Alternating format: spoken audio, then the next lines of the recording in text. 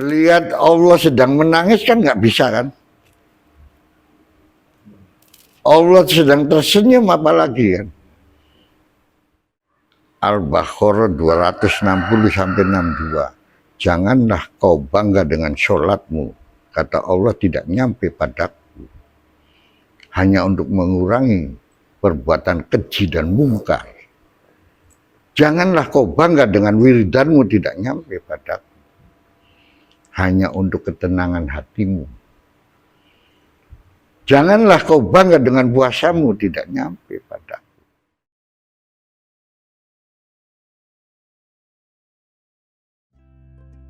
Hai Cimovers, ikut yuk jalan-jalan bareng tim Cirebon Movie ke Keramat Buyut Rusmi yang ada di Desa Trusmi, Kabupaten Cirebon. Di sanalah yang menjadi salah satu lokasi sejarah Islam berawal di Cirebon dan sekitarnya. Menuju Buyut Rusmi, kita akan melalui beberapa tempat atau lokasi yang menjadi sentra para pengrajin batik di Kabupaten Cirebon, atau sering juga disebut sebagai sentra batik khas Cirebon.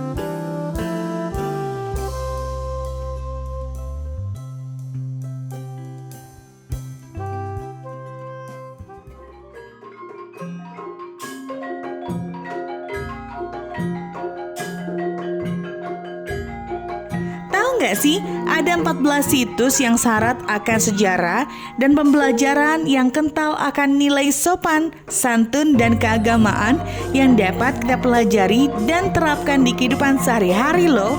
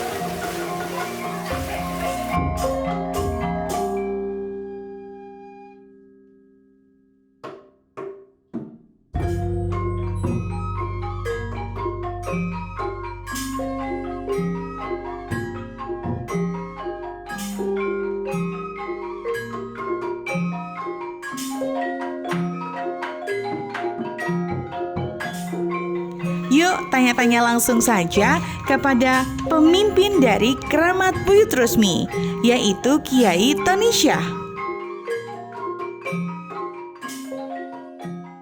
Nama saya Tony Syah, sebagai pemangku adat dan budaya Keramat Buyut Rusmi.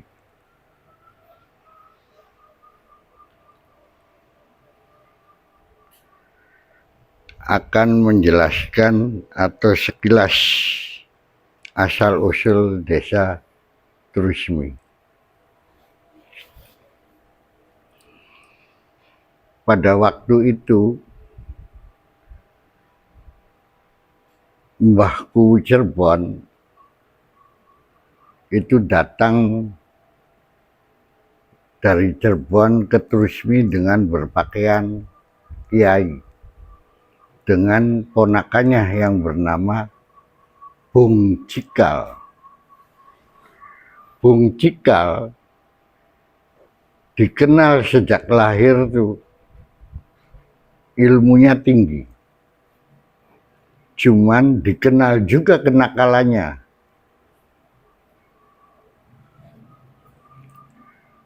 Kegemaran Mbahku Cirebon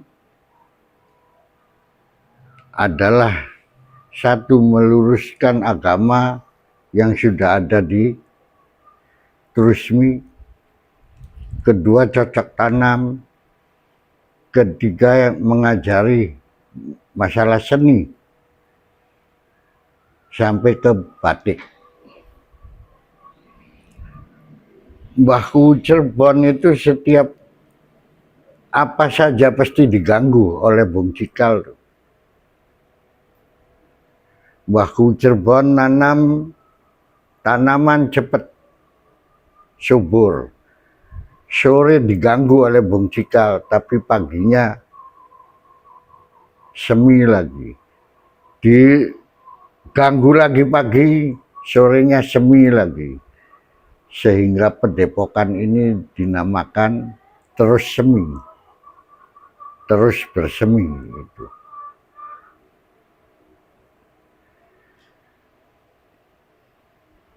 Mbahku Cirebon itu anak pertama Prabu Siliwangi yang bernama Raden Walang Sungsang. Ini dari versi yang umum kalau itu. Tapi ada juga yang sebelum, ya masih prasejarah.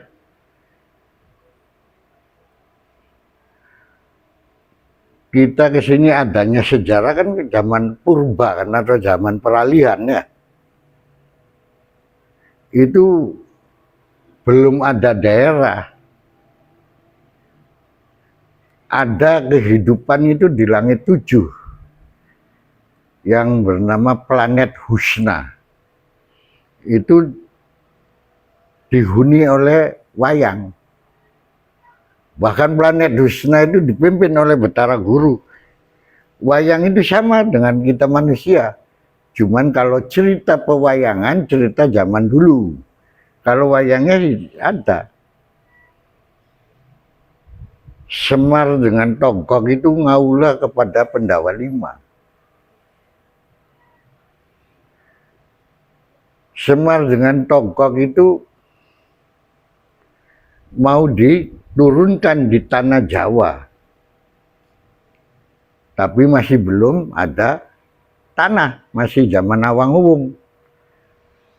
Diturunkan di situ nggak ada orang-orang, Semar tuh bikin tapak atau supaya ada saksi bahwa saya udah nyampe ke sini. Dinamakan Wit Tanah, dekat kolam sebelah baratnya tuh. Itu Wit Tanah, awit-awit ya anai tanah. Pergi lagi, Togok datanglah, sudah ada tanah, tapi nggak ada orangnya. Dia bikin pekulahan. Pekulahan itu mula-mulanya ada air di alam dunia itu di situ. Akhirnya ketemu di situ rebutan tua. Kata ini tua saya, kata ini duluan saya. Makanya dua-duanya manggilnya Kak semua. Nah itu berdiri di situ, dua orang itu jalan kaki ke sana sudah ada buyut. Malahan ngundangnya Eyang itu. Eyang meratnya Pendawa Lima tuh di mana? Di Gunung Naga katanya. Cuman kalau Semar jelma di situ tuh orangnya sih jelek-jelek semua itu. Cuman Semar jelma jadi orang Orangnya bagus-bagus semua, jelma jadi orang jelek, seolah-olah itu. Cuman Semar keislaman nyarinya kalau tokoh kebudayaan. Tokoh kebudayaan yang sampai sekarang berdiri di Bali itu aslinya mereka. Ya mencari Pendawa Lima itu, makanya Semar itu dikasih batu ampal apa punya Arjuna kan. Singkatnya waktu itu sampai zaman Prabu Siliwangi. Ya panjang sekali sih ini ya. Jadi sampai Prabu Siliwangi, 2 orang tuh ditolak sama Prabu Siliwangi itu untuk kerja tuh. Karena orangnya bagus-bagus sekali, takut. Subang Keranjang atau Subang Larangnya seneng gitu. Udah diterima aja. Diterima. Prabu Siliwangi punya tujuan bahwa Semar dan Tongkok itu harus dibunuh ini tuh. Jadi suruh babat alas. Di jalan diadang lagi dibunuh. Tapi pasukan Prabu Siliwangi mati semua. Laporan lagi, Gusti sudah saya babat alas itu, namakan negara itu. Dikasih nama beda lagi nanti. Sampai 1001 negara itu bikinnya Semar dan Tongkok. Di daerah ini nih, semua tuh, di dunia tuh. Ini sudah 1001 negara dibunuh nggak mati-mati. Tuh. Akhirnya dia datang itu dimasukkan di Gua Pajajaran. Dua-duanya tuh. Ditutup pakai watu ayang, watu ireng, watu ayang itu. Bertahun-tahun dia tidak pernah ditengok, kenapa Subang Larang ngomong, Subang Rajang. Rama tuh di Pamongan, di gua tuh nanti mati nggak ditengok-tengok. Ditengok jadi telur semua. Sutik Konde diambil dari gelungan ininya, ditusukkan, dilempar itu anak jadinya yang tadinya Semar tuh. Jatuhnya ke Pandanduri itu, Malang Nyungsang. Dinamakan Walang Sungsang. Itu jelmane Semar. Nah ini ya dipakai Sutik Konde lagi, keluar anak kecil dinamakan Nayo Genggong. Itu sama saktinya Nayo Genggong. Nayo Genggong itu abad ketiga sama Syekh Subakir itu di Gunung Penanggungan itu menjaga di situ. Karena di situ tempatnya dedemit yang paling ganas itu di situ semua. Malah kenalan, dari mana kamu? Saya dari Baghdad, kata Syekh Subakir. Kamu Nayo Genggong, saya dari Jawa. Saya ingin tahu Jawa itu apa katanya. Dijelasin sama Syekh. Jawa itu sopan santun, angga unggu, andap asor. Itu baru dia dibetulkan. Prabu Siliwangi merasa malu, belum pernah campur dengan Subang Larang dan Subang Keranjang. Begitu kawin karena Prabu Siliwangi itu masih Buddha lagi, jadi nggak pernah kawin. Saya belum pernah kawin, punya anak 2. Tanggal 14 Jumat Kliwon, Purnamaning Sidik, merah keraton-keratonnya Prabu Siliwanginya. Jumat itu purnama itu malam, Sidik itu benar. Jadi kalau 14 Jumat Kliwon, kita wirid apa saja itu dikabul. Janjinya Prabu Siliwangi. Itu 4 tahun sekali ketemu dengan 14 Jumat Kliwon tuh. Jadi nggak asal Jumat Kliwon, orang kan tahu Jumat Kliwon apa kejadiannya kan. Jarang berani sih mengatakan ini, terus belum ada ini. Ya kalau dipertilin itu ya lama nantinya.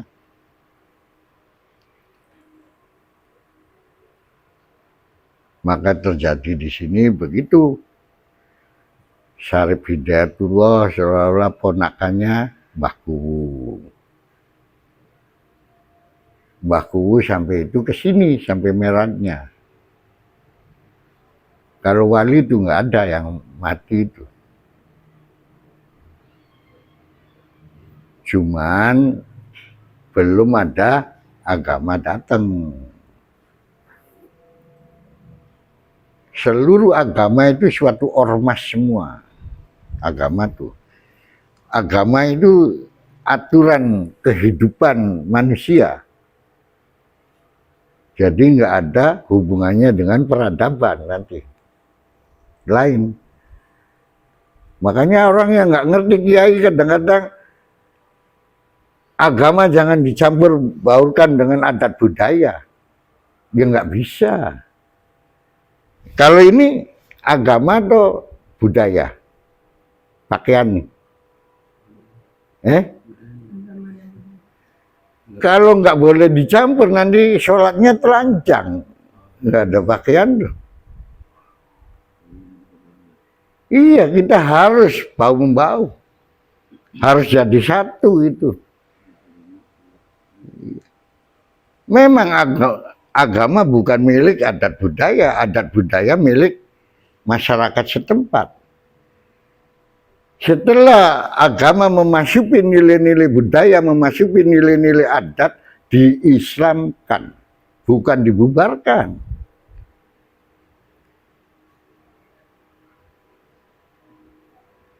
Saya mau tanya, agama Islam datang ke Indonesia, datang ke tanah Jawa, datang ke Cirebon, datang ke mana-mana, tujuannya mengislamkan umat atau mengarabkan umat?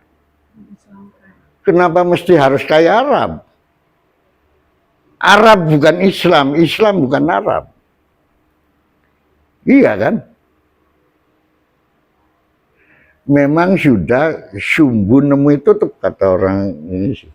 Kalau Arab dengan Jawa tuh, maka tulisannya ngatang-ngatang apa kalau Arab tuh. Nun, sin sama Jawanya nutup semua. Ono coroko itu tuh.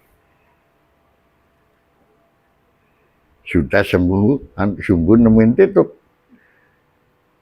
Karena Arab juga Syarif Hidayatullah anak pertama di Arab itu ya suruh jadi raja di Arab nggak mau.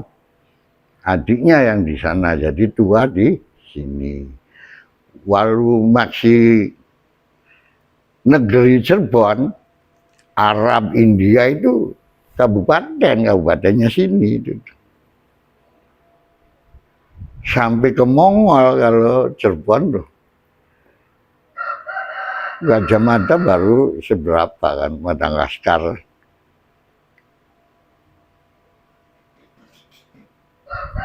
Jadi bingung kalau yang dalam diceritakan, kita inginnya yang ceritanya selamat, yang dengernya kan selamat. Kalau di sini karena awalnya zakat, jadi nggak bisa. Makanya di sini paling aneh sendiri. Habis saja umumnya segala-gala tuh tetap zaman dulu semua. Pujian-pujiannya itu aja, sholawat aja. Nggak pernah yang lain. Nggak boleh sih.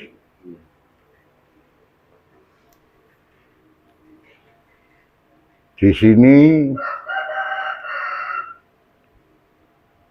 kiai dan kunci itu ada 9. Kemitnya ada 48. Pesuruh yang ada selempangnya kemit itu. Itu 48, dulunya 52. Karena di Wiwitana itu dulunya ada kemit satu, itu nggak boleh apa-apa itu. Tidur nggak boleh, ngerokok nggak boleh, apa nggak boleh. Cuman gantian 2 jam sekali. Itu nanti dari kolam tuh ada utusan yang keluar tuh. Jadi apa yang terjadi di dunia itu pasti tahu. Trusmi ini lambang dunia. Lambang dunia. Peninggalan Buyut Trusmi. 1. Balai Pekuncen. 2. Balai Malang atau Balai Kiai. 3. Peseban. 4. Sumur Keramat. 5. Masjid Keramat. 6. Pewadonan Kulon. 7. Pewadonan Wetan. 8. Witana. 9. Pekulahan. 10. Jinem Wetan. 11. Jinem Kulon. 12. Batu Pendadaran. 13. Pesalinan. 14. Penyekaran. Itulah tinggalan-tinggalan buyut yang masih sekarang dipelihara dengan baik.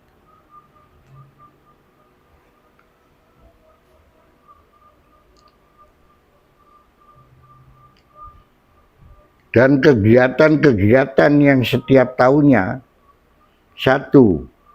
Memayu setahun sekali, Mauludan setahun sekali, 1 Suro setahun sekali, Syawalan 1 tahun sekali, Buka Sirap 4 tahun sekali.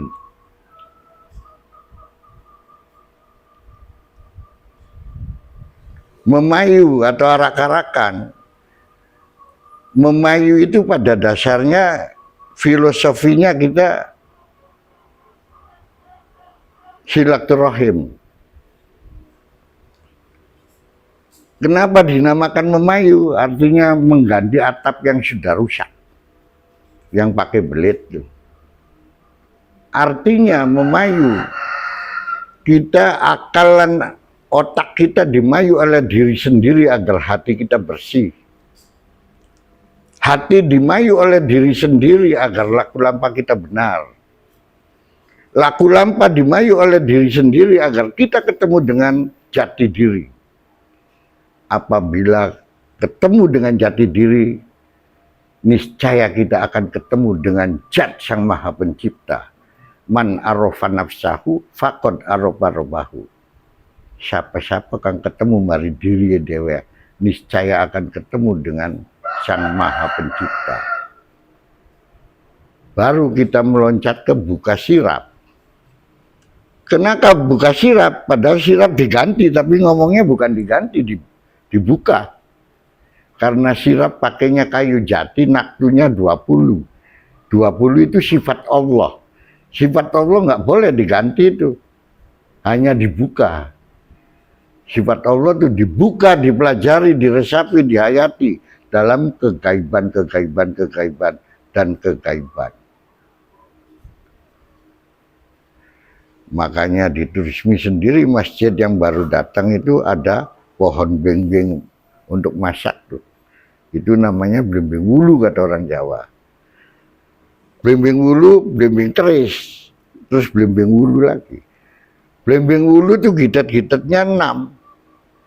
Kalau blimbing keris, ngeblimbingnya tuh 5. Artinya orang iman pasti Islam.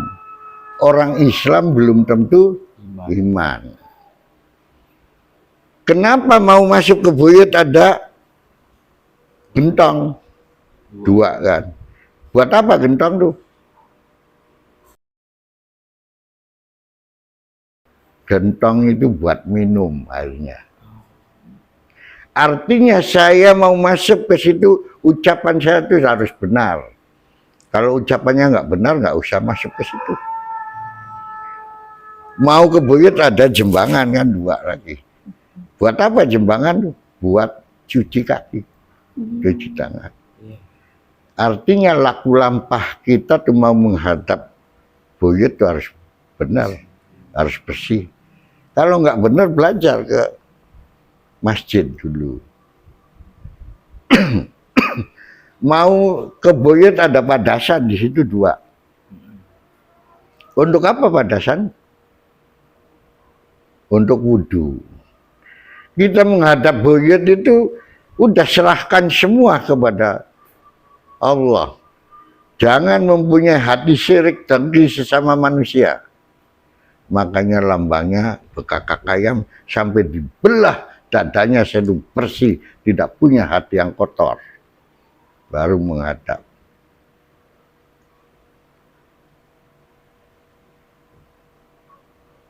Itu filosofinya di situ. Keramat itu pasti jelas pendek, artinya kita terhadap orang tua itu harus tunduk.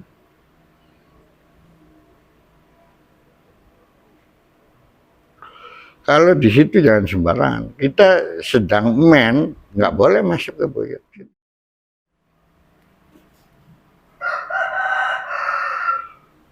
Cuman andalannya kalau kita memayu atau itu bikin kupat kalau di buyut tuh. Kupat dengan lepet. Kenapa kupat ditaruhnya di pintu tuh di yang tengah-tengah tuh ada kupat itu. Taruhnya di pintu semua orang sini. Supaya mau keluar kelihatan kupat, mau masuk kelihatan kupat. Kupat-kupat kata orang Jawanya ngakui kelepatan nih. Saya yang salah. Ribet enggak kalau nggak sudah ngakui salah? Enggak. Saya yang lepat. Kupat-kupat ngakui kelepatannya. Pokoknya seru ngakui kelepatannya di dalam pojoknya naik pira. Sudutnya. Ya, ada 4 kan. Makanya itu syariat atau rekod hakikat makrifatnya yang 4 itu. Orang yang suka sembahyang berarti ngakui kesalahannya kepada Allah. Kalau sudah mengakui kesalahannya ketemu dengan lepet. Lepet ditilep kang rapet. Anak kebesakan nih tangga batur sedulur aja diwer-wernang. Kudu keselamatan. Anokin metong dikit diomong nang, anokin kena diomong nang. Kudu berarti beri ditilep sapet. Sebab manusia gue besoknya kayak lepet dibanding telui.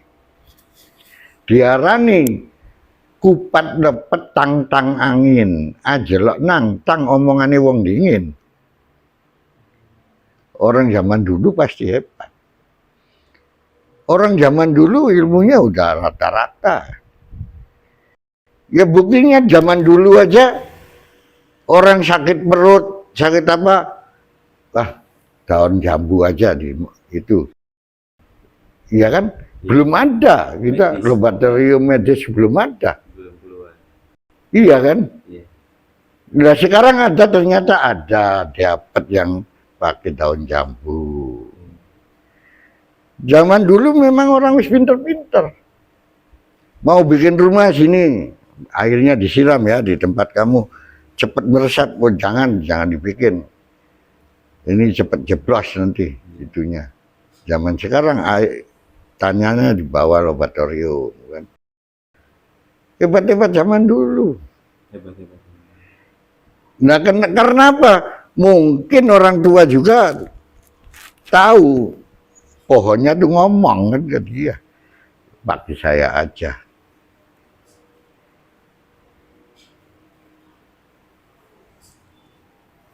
Makanya orang zaman dulu jangan disepelekan.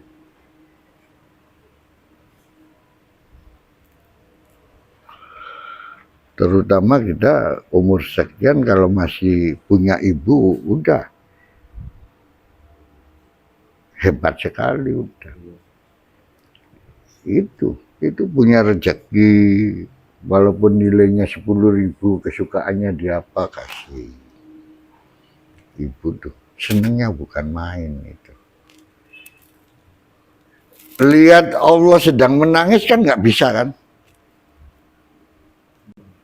Allah sedang tersenyum apalagi kan. Bikinlah ibumu tersenyum karena kelakuanmu. Buatlah ibumu tersenyum karena prestasimu. Buatlah ibumu tersenyum karena kebaikanmu. Dan seterusnya, sama dengan Allah sedang tersenyum di hadapan kita. Tapi ibu sedang menangis, Allah sedang murka. Gitu.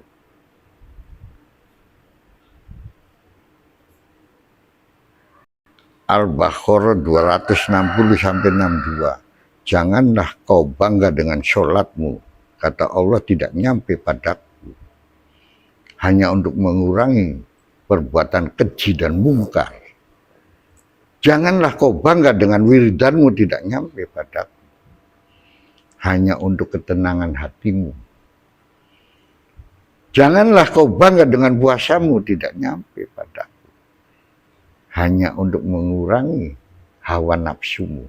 Nabi Musa berkata, ya Allah, perbuatan apa yang saya supaya diterima olehmu? Saya sedang ibadah, sedekah. Makanya kalau punya rezeki, jangan ragu-ragu untuk sedekah itu. Sedekah itu ibaratkan jenggot. Dicukur pagi, sorenya terubus lagi. Dicukur sore, paginya terubus lagi. Sedekah itu. Yang bisa membuka pintu surganya sedekah. Yang bisa untuk mayungi manusianya sedekah. Makanya di Trusmi itu paling top sedekah itu, nggak ada bandingannya.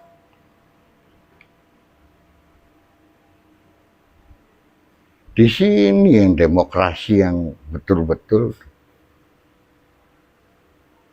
menciptakan agama itu sebenarnya sama di sini begitu. Kalau orang Islam ketemu Islam, orang Islam ketemu Islam, nggak aneh, nggak apa. Nah kalau buyut, arak-arakan, memayu, kiai ketemu, santri ketemu, lebih ketemu, maling ketemu, penipu ketemu. Nah itulah, ayo dibersatukan. Membangun lokalitas desanya sendiri, membangun lokalitas kecamatannya sendiri, membangun lokalitas negaranya sendiri. Janganlah garis perbedaan itu menjadi garis pemisah. Justru karena beda-beda kita ayo jadikan satu.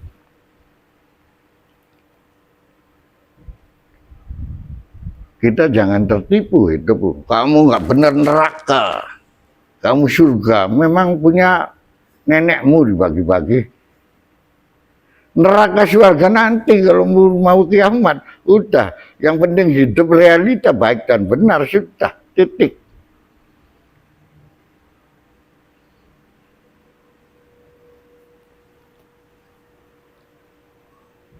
Sekarang mau tanya, belum lama ingat enggak Raja Salman datang ke Indonesia?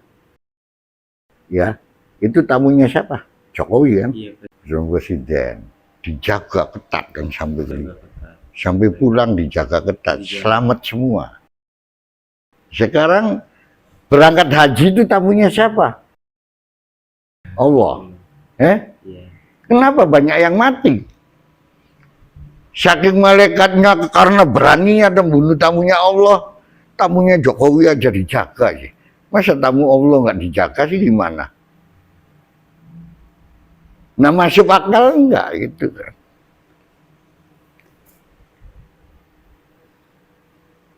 Orang ahli sufi itu mencari Tuhan. Di mana adanya Tuhan? Di matahari, dikorek-korek nggak ada. Di bulan nggak ada, di bintang nggak ada, sampai di Ka'bah, sampai di Pel nggak ada Allah. Orang ahli sufi bertapa di pinggir laut, ternyata Allah bersemayam dalam kalbu masing-masing. Tergantung dirinya sendiri. Ya pesan buat umumnya ya, buat masyarakat Cirebon, khususnya ya kita di desa kita sendiri, terutama kita ayo senang adat budaya dan lestarikan adat budaya dan junjung tinggi adat budaya. Apabila kita lupa sama adat budaya, sama dengan kita menjatuhkan bom di tempat kelahiran sendiri. Tapi kita kalau bisa melindungi adat budaya, sama kita mendirikan mercusuar di desa kita sendiri.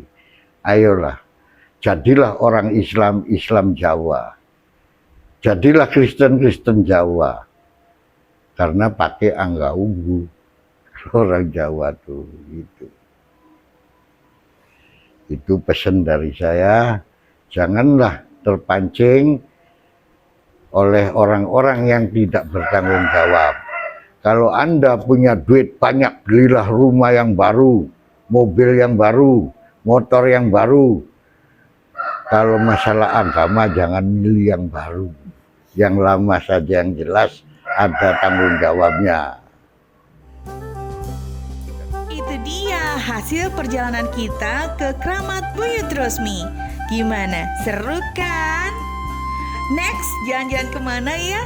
Tunggu liputan selanjutnya.